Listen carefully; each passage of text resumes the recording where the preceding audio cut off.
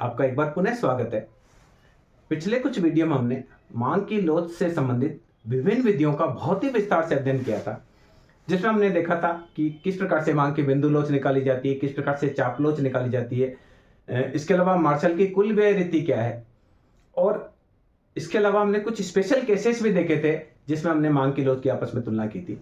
उसी क्रम में आज के इस वीडियो में हम देखेंगे कि जो हमने पहले जो पढ़े थे उदासीनता वक्र, उनका प्रयोग करते हुए भी हम मांग की लोच निकाल सकते हैं। यानी जो कीमत उपभोग वक्र है पीसीसी, जो हमने पहले उदासीनता वक्र वाले चैप्टर में पढ़ा था, उनके ढाल से भी हम मांग की लोच निकाल सकते हैं। तो आज के वीडियो में हम बहुत विस्तार से संक्षिप्त में ये समझेंगे कि पीसीसी वक्र के ढाल से मांग की लोच किस प्रकार से निकाली जा सकती है। तो पहले देखिए, हमने ये बजट रेखा देखी थी। ये एक बार इसको समझ लेते हैं। ये बजट रेखा है, इसके हर बिंदु पर खर्चा बराबर है। यानी ये हमारे पास कुल इनकम है OM। अब पूरी इनकम को खर्च करते हैं तो एक्स वस्तु इतनी लेकर आते हैं। यदि हमने एक्स वस्तु इतने लिए तो हमने राशि खर्च की AM, और अगर हमने एक्स वस्तु और ज्यादा लिए तो हमने खर्चा किया AN, और ज्यादा लिए तो खर्चा किया। देखिए, आप इसको समझिए, वापस इसको समझिए। ये जो है उपभोक्ता का कुल व्यय बताता है और ये एक्स वस्तु बताती है। अगर उपभोक्ता के पास कुल आय OM है, उस पूरी को खर्च कर देगा, तो अब आप इसको थोड़ा सा स्टेप वाइज समझे, उसके बाद हम कीमत उपभोग की बात करेंगे तो बहुत अच्छे से आपको समझ में आ जाएगा पीसीसी कर्व के ढाल से मांग की लोच कैसे निकालते हैं। देखिए, मान लीजिए उपभोक्ता के पास कुल राशि है OM और ये उसकी बजट रेखा है। यदि वो सारी राशि एक्स वस्तु पर खर्च करता है तो एक्स वस्तु लाता है XY। क्लियर? अब आप देखिए, इसमें समझिए, मैंने M से लेके N तक, मान लीजिए उपभोक्ता जो है M से N तक खर्चा करता है, इतना सा खर्चा करता है तो एक्स वस्तु इतनी लाता है। उस एक्स वस्तु पर और ज्यादा खर्चा करता है तो एक्स वस्तु और ज्यादा आती है। एक्स वस्तु पर M खर्चा करता है तो एक्स वस्तु आता है X3। N4 खर्चा करता है तो एक्स वस्तु आती है X4। यानी यहां से यूं बता रहे खर्च और ये बता रहे एक्स वस्तु। यानी खर्च जो एक्सपेंडिचर है वो ऊपर से लेंगे, एक्स वस्तु इसमें मिलेगा। ये पूरा का पूरा खर्चा कर देगा तो एक्स वस्तु पूरी XY पाएगी, खर्चा कम करेगा तो एक्स वस्तु कम आएगी, खर्चा और ज्यादा। देखिए, पहले उपभोक्ता इतना खर्च करता है तो वस्तु आती है इतनी, दोबारा में इतना खर्चा करता है तो एक्स वस्तु इतनी आती है, तीसरी बार में इतना खर्च करता है तो एक्स वस्तु इतनी आती है, चौथी बार में इतना खर्चा करता है तो एक्स वस्तु और ज्यादा आती है, और पूरा खर्चा करेगा तो पूरी वस्तु आएगी। अब आप इसको समझेंगे कि पीसीसी वक्र के ढाल से किस प्रकार से हम निकाल सकते हैं एक्स वस्तु की बात करेंगे। तो देखिए, मान लीजिए ये उपभोक्ता का पहली बजट रेखा है। इस बजट रेखा के उपभोक्ता IC11 बिंदु पर, P बिंदु पर संतुलन में, जहां वह MN राशि एक्स वस्तु की खर्च करता है, MN मुद्रा खर्च करता है और एक्स वस्तु की OK मात्रा खरीदता है। क्लियर? MN राशि खर्च की, OK मात्रा खरीदी। अब एक्स वस्तु सस्ती हो जाती है तो उपभोक्ता का वक्र जो है, बजट रेखा है उपभोक्ता की, वो बजट रेखा AB से शिफ्ट होकर AB' पर आ जाती है। और मान लीजिए नई स्थिति में उपभोक्ता IC2 के Q बिंदु पर संतुलन में होता है, तो यहां जो ढाल है वो पीसीसी वक्र का ढाल है PCC1। अब आप देखिए, एक्स वस्तु सस्ती हुई तो वो एक्स वस्तु की K' मात्रा खरीद रहा है, पर पहले भी मुद्रा OMN वस्तु पर कितना खर्चा कर रहा था MN, और वस्तु की OK मात्रा ले रहा था। एक्स वस्तु सस्ती हुई तो भी वह उतना ही खर्चा कर रहा है और वस्तु की मात्रा OK1 ले रहा है। इसका मतलब क्या है कि वस्तु की कीमत घटने पर उपभोक्ता का व्यय समान है। हमने क्या पढ़ा कि प्राइस घटी और व्यय समान रहा, ये मार्शल की विधि थी। या प्राइस बढ़े, उल्टा चले तो भी व्यय समान रहता है। हम उल्टा चले कि पहले उपभोक्ता Q बिंदु पर था, AB' के Q बिंदु पर था, संतुलन में था, एक्स वस्तु की इतनी मात्रा खरीदता था। एक्स वस्तु महंगी हुई तो अंदर चला गया, P पर आ गया, तो भी देखिए पहले भी MN राशि खर्च कर रहा था, अभी भी MN राशि खर्च कर रहा है। तो इसका मतलब यहां मांग की लोच क्या होगी? इकाई के बराबर होगी। तो इसका मतलब है कि यदि पीसीसी वक्र का ढाल क्षैतिज अक्ष के समांतर हो, ये देखिए पीसीसी क्षैतिज अक्ष के समांतर है, तो इसका मतलब वहां पर मांग की लोच क्या होगी, इकाई के बराबर। हम लिख सकते हैं यदि पीसीसी कर्व क्षैतिज अक्ष के समांतर हो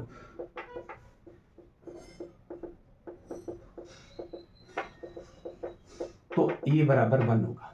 अब आप देखिए इसका मैं मांग वक्र भी आपको बना के दिखाता हूं, ये पहला ये दूसरा। अब आप देखिए जब कीमत ये थी तो यहां है, अब यहां आप देखिए जो कर्व बनेगा वो बिल्कुल 45 पे बनेगा, E = 1।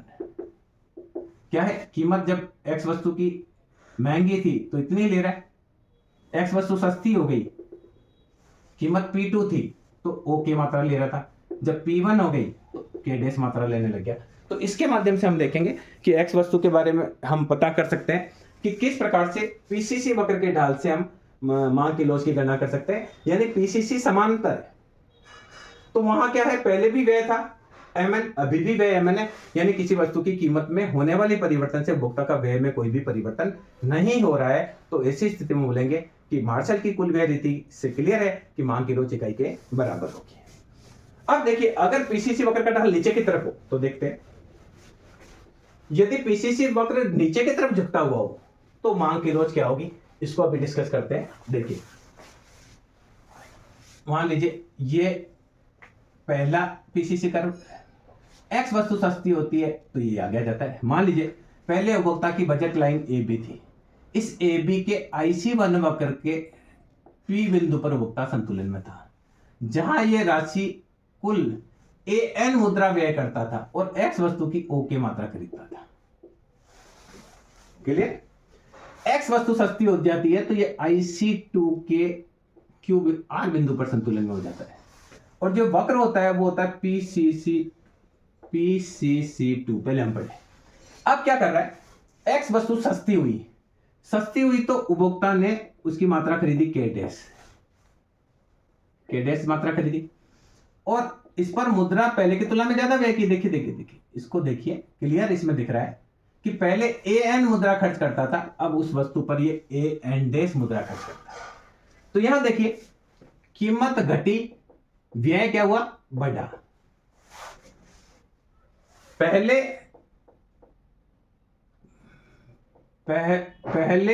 AN मुद्रा व्यय करता था, बाद में AN डैश। ये देखिए पहले AN मुद्रा खरीद रहा था O की मात्रा खरीद, एक्स वस्तु सस्ती हुई तो वस्तु के सस्ती होने से व्यय बढ़ा, यानी कीमत घटी व्यय बढ़ा। और उल्टा इसको ले कि पहले आर बिंदु पर था, आर से पी पर आया तो कीमत बढ़ने से पहले। देखिए अगर इसको उल्टा माने कि मान लीजिए पहले उपभोक्ता की जो बजट लाइन थी B1 थी और उपभोक्ता आर बिंदु पर संतुलन में था, और एक्स वस्तु पर AN1 मुद्रा खर्च करता था। एक्स वस्तु महंगी हुई तो ये इसका वक्र अंदर चला गया, पी बिंदु पर उपभोक्ता संतुलन में हो गया, पहले की तुलना में मुद्रा कम खर्च कर रहा है, यानी कीमत बढ़ने पर व्यय घट रहा है। और मार्शल की विधि से हमने पढ़ा है कि ये ग्रेटर देन 1 होगा। तो ऐसी स्थिति में पीसीसी ढाल होगी तो मांग की लोच क्या होगी, इकाई से अधिक लोचदार होगी। आप इसको चित्र से देखेंगे तो भी आपको लग जाएगा कि कीमत थी P2, मांग इतनी सी थी, कीमत थोड़ी सी घटी, मांग ज्यादा बढ़ी, तो ये मांग वक्र जो आएगा, ये मांग वक्र बता रहा है कि कीमत में परिवर्तन कम है, मांग में परिवर्तन ज्यादा है। तो यदि पीसीसी वक्र का ढाल नीचे की तरफ होता है तो मांग की लोच इकाई से अधिक होगी। कई बार नेट के जो प्रश्न आते हैं उसमें आ जाता है कि यदि पीसीसी वक्र एक्स अक्ष के क्षैतिज है तो मांग की लोच क्या होगी।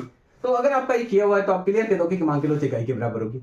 या इसने पूछ लिया कि यदि पीसीसी वक्र का ढाल एक्स अक्ष की तरफ नीचे गिरता हुआ है तो मांग की लोच क्या होगी, तो यहां मांग की लोच इकाई से अधिक होगी। तीसरी कंडीशन हो सकती है कि यदि पीसीसी वक्र का ढाल ऐसा हो तो क्या होगा, आप इसको भी देख लेते हैं।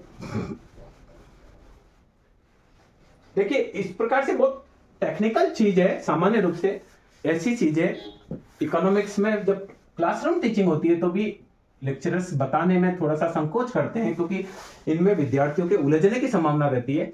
तो वो सोचते हैं कि ऐसी चीज बताई ना जाए। मैं आपको हर चीज कोशिश ये कर रहा हूं कि हर चीज आपको बताई जाए ताकि आप कभी भी किसी भी कंपटीशन एग्जाम में बैठे आपको बहुत आसानी से उसको क्लियर कर पाए। तो ये देखिए पहले ये पीसीसी कर्व, एक्स वस्तु सस्ती होगी तो ये आ जाएगा।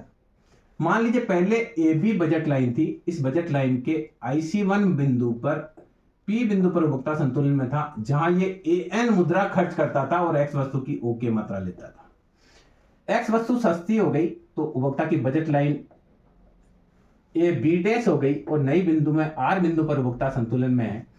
तो यहां देखिए एक्स वस्तु सस्ती हुई तो उपभोक्ता उसकी ज्यादा मात्रा ले रहा है पर राशि कम खर्च कर रहा है। देखो खर्चा पहले एन करता था, अब एन डैश कर रहा है, इसने खर्चा घटाया। तो ये पीसीसी कर रहा है, पीसीसी मान लो मैंने इसको मान लिया 3। तो यहां देखिए एक्स वस्तु सस्ती हुई और इसका खर्चा भी घटा, या एक्स वस्तु महंगी होती और खर्चा भी इसका बढ़ता तो मांग की लोच क्या होती? Less than 1। जैसा कि हमने मार्शल की कुल व्यय रीति में पहले से भी पढ़ा हुआ है कि यदि जिस कीमत के घटने पर व्यय भी घट जाए और कीमत पे बढ़ने पर व्यय भी बढ़ जाए तो सामान्य रूप से ऐसी वस्तु अनिवार्य वस्तु होती है जो उनकी मांग की रोज इकाई से कम होती है। जैसे नमक है, नमक जैसी वस्तु है, इनकी कीमत बढ़ने पर व्यय भी बढ़ जाएगा और कीमत घटने पर व्यय भी घट जाएगा, क्योंकि 2 किलो से ज्यादा अगर नमक नहीं लेना है तो उसका व्यय भी उसी हिसाब से चलेगा कि कीमत अगर मान लो 10 रुपए किलो था तो वह उसका व्यय 20 रुपए था और 25 रुपए किलो हो गया तो कीमत बढ़ी तो व्यय भी बढ़ गया, 50 रुपए खर्च कर रहा है। तो इस प्रकार की जो हो, जब अगर ये पूछा जाए कि पीसीसी वक्र का ढाल ऊपर की ओर उठता हुआ है तो ऐसी स्थिति में मांग की लोच क्या होगी? तो हम इस स्थिति में कह सकते हैं कि मांग की लोच इकाई से कम लोचदार होगी। बहुत सिंपल सी चीज है। अब आप देखिए इसको चित्र में बनाएंगे तो भी आपको कम लोचदार लिखेगा। ये देखिए कीमत जब P1 थी तो मांग थी इतनी, कीमत P0 भी हो गई तो मांग में बहुत ज्यादा फर्क नहीं पड़ा।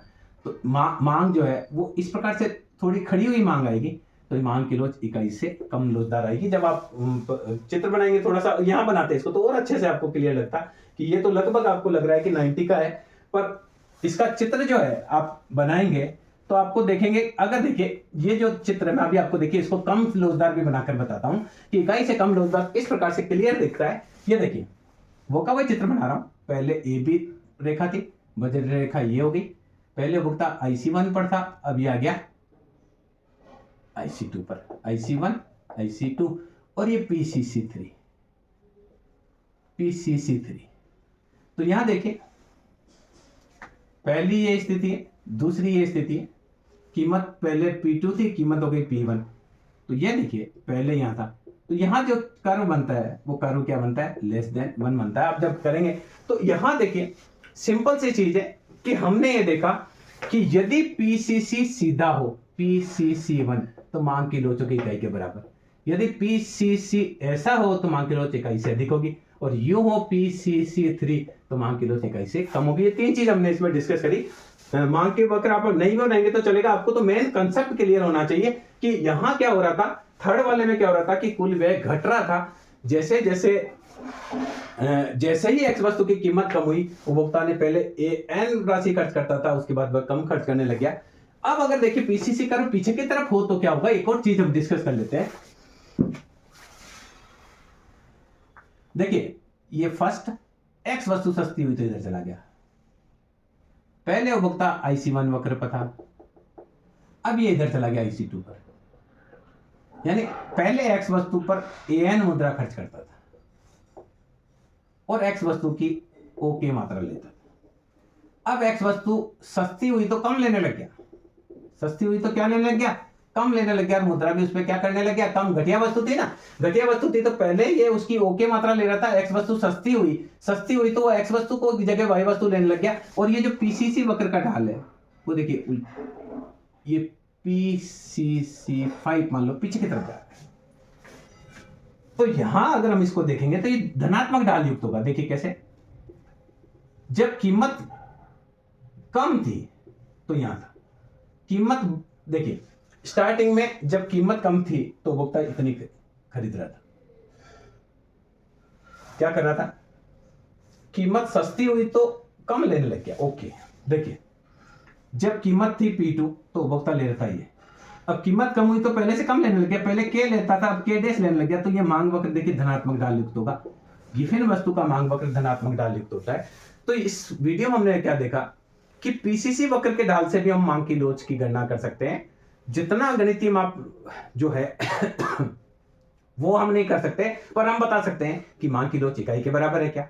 इकाई से अधिक है या इकाई से कम है या ये धनात्मक ढाल युक्त है। देखिए बिल्कुल क्या हो रहा है, जब पहले उपभोक्ता P बिंदु पर संतुलन में था तो O की मात्रा खरीदता था और अब X वस्तु सस्ती हुई, ये देखिए तो पहले से कम ले रहा है, कम देखिए सस्ती हुई तो कम ले रहा है, तो ये जो ढाल होगा वो धनात्मक होगा। तो इस वीडियो के माध्यम से हमने ये प्रयास किया कि हम पीसीसी वक्र के ढाल से भी मांग की लोच की गणना कर सकते हैं। मैं समझता हूं ये वीडियो आपके लिए उपयोगी रहेगा। धन्यवाद।